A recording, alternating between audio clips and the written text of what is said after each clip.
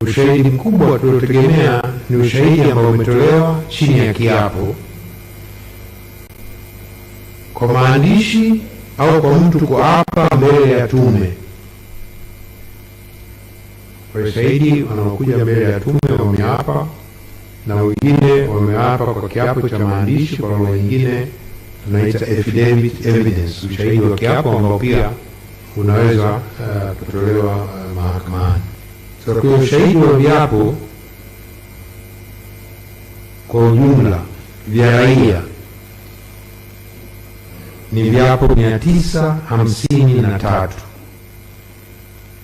viapo kutoka kwa raia, viapo 953.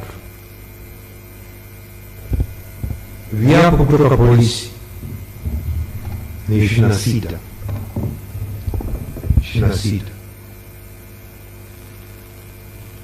Kwa hiyo kitu kingine tulotegemea pia ni madodoso kwa njia ya mtandao au madodoso kwa watu kupewa na kujaza. Tulipata madodoso 4891 ambayo yalikuwa na maswali maalum. Kila dodoso na swali maalum inahusiana na hadithi za rejea ambazo tulizopewa. Lakini pia tumetegemea sana mikutano ya hadhara na mikutano na makundi maalum. Tumefanya mikutano mingi ya hadhara kwenye mikoa yote 11 tuliotembea, tuliozuru, lakini pia na makundi maalum, makundi 201 iliyohudhuriwa na watu 3565. Kwa hiyo hatukutegemea ushahidi mkubwa kutoka polisi, pamoja na kwamba polisi na kilichotokea ni swala la uvunjifu wa amani, na sheria ya polisi na wasaidizi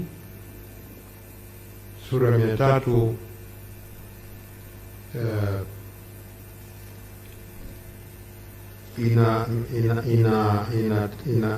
inasema kwamba jukumu la polisi ni kulinda amani. Kifungu cha 5, kulinda amani,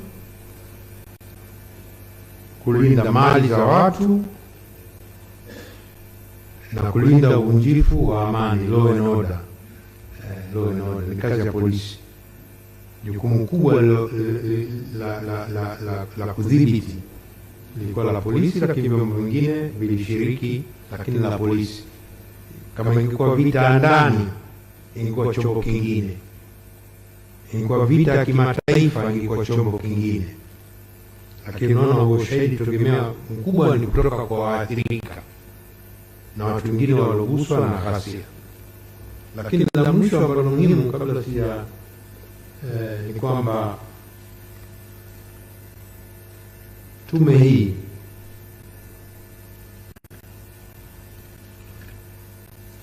imekutana ana kwa ana na watu 6505. Tumekutana ana kwa ana na watu 6205. Sasa nyinyi siku hizi mnatumia simu ya viganja, iulize, je, tume gani kwa siku 153 imekutana ana kwa ana na watu 6205? Iulize, itakujibu hakuna duniani. Sisi kwa siku 153 kwa siku tumesikiliza mashahidi na kuhojiana na watu 40 kwa siku, kwa siku moja. Jumla ya watu ambao tumefanya mawasiliano nayo kwenye kipindi hichi ni zaidi ya 63,000 kwa mahusiano tulioona ana kwa ana, waliotuandikia barua, waliotumia message, waliojaza madodoso ni zaidi ya 62,700. Na kama nilivyosema wakati na kabidhi ripoti, ni sawa sawa kwa wakazi wote wanaoishi Bagamoyo au wanaoishi Tukuyu au wote wanaoishi mji wa Korogwe. Ndio watu ambao tumekusana nao, na itokee tume tuliamua tangu mwanzo tumsikilize kila mtu, tusikilize kila mtu, tusimnyime fursa mtu yoyote, na tuende kwa undani na kwa upana wa nchi yetu. Ndio maana tumekwenda hiyo mikoa 11,